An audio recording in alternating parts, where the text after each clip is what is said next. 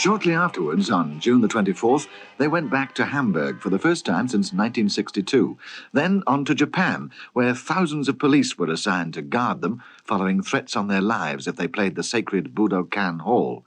The pressures were building. In Manila, they got a really hot reception. Unknown to them, it seems they were expected to go to the palace to meet the president and his lady. Vic Lewis, who set up the tour, told Brian Epstein about the dilemma. Somebody said that we're supposed to be at a garden party. I know nothing about it, and I'm sure you don't. Of course, he said he didn't. And he said, we're not going. So I said, now, wait a minute, I don't think we ought to say we're not going. I said, we're in a foreign country. And I think we ought to think about it. So Brian, in the way that he was, turned around and said, I'm not thinking about it. As far as I'm concerned, we received no official invitation from the palace or from the president, and as such, I'm not going to have the boys go round there. Within a couple of hours, the newspapers and television news carried the story of the Beatles snubbing the president.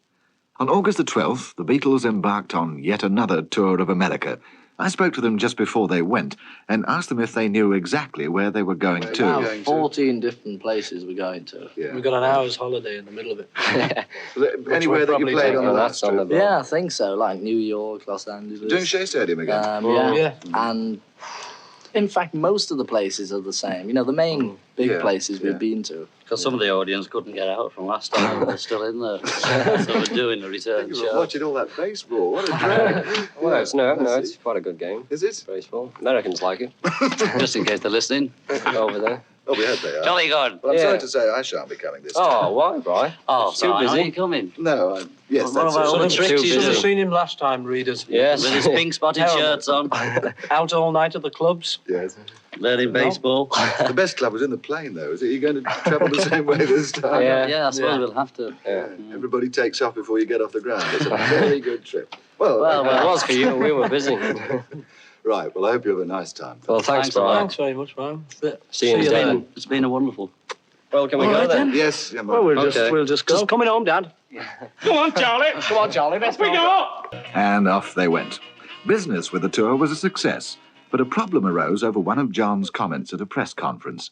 Tony Barrow, NEM's press officer at the time. John had been passing a quite valid social comment that he felt that more people were prepared to turn out to see a Beatles show than were prepared to turn out for God, turn out for Jesus, turn out to go to church. He wasn't boasting, we're bigger than Jesus now.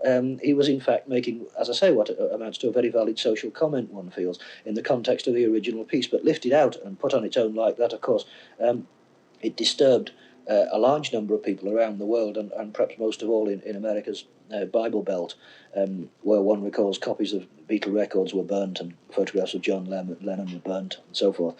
So the arrival in Chicago, August 12, 1966, was auspicious from John Lennon's personal point of view, because that night in the hotel there, for the first time perhaps, he personally faced the press, the TV and other news media on his own and in his own right, not particularly as a Beatle or as an author or anything like that, songwriter, but in fact to sort of explain something that he was taking a sort of great personal responsibility for and felt terribly badly about, was greatly concerned lest this thing that had been taken out of context should in fact rebound. He didn't blame, for instance, Maureen Cleave in the least, because, you know, the way he'd said it to her had been reported the way he'd said it, but he was very concerned that the whole thing could rebound on the Beatles. He was more frightened, really scared stiff that night than I've ever seen him, as I say, because the whole thing fell on his shoulders.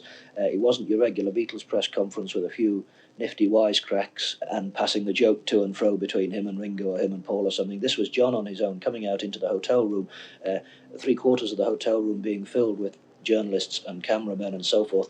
Ah, look at all the lovely people. Ah, look at all the lovely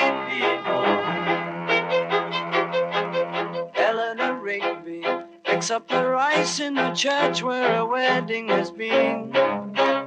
Lives in a dream, waits at the window, wearing the face that she keeps in a jar by the door. Who is it for? All the lonely people.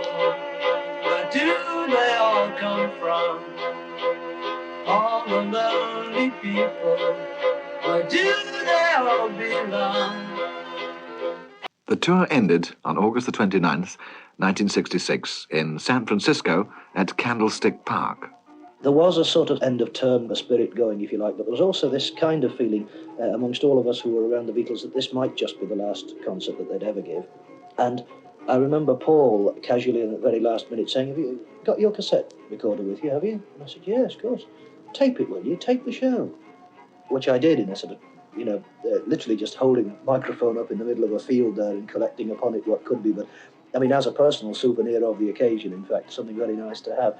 And the only difference, as I say, it was not in any way really a spectacular occasion. It was good, there was a good audience, but nothing like, say, Shea Stadium or any of the really magnificent concerts that there had been. Nothing special about it at all, except that the Beatles seemed to put in extra ad-lib link material that they hadn't put in or never did really put in on other occasions. But then coming out of San Francisco that night, getting aboard the charter flight to fly back down the west coast of California to LA, George Harrison, one of the first things he said when he leant back in the plane and took a drink was, "Well, that's it, I've finished, I'm not a Beatle anymore." The sound was always bad, and we'd just be joking to each other to keep ourselves amused, and it was very impersonal. And not only that, with so many police and kids and flying around, it was really like we got into a big political thing, with all that Christ and Manila and things. And at that time, I just was so sick of it. I think we all were. It was like nervous wrecks getting flown around everywhere and press conferences everywhere we went. It was just too much. And really, who could blame George, or any of them? Reality had outgrown the myth. Here were four human beings who needed time to develop their music, see their wives, and get out from the circus that was the Beatles on tour.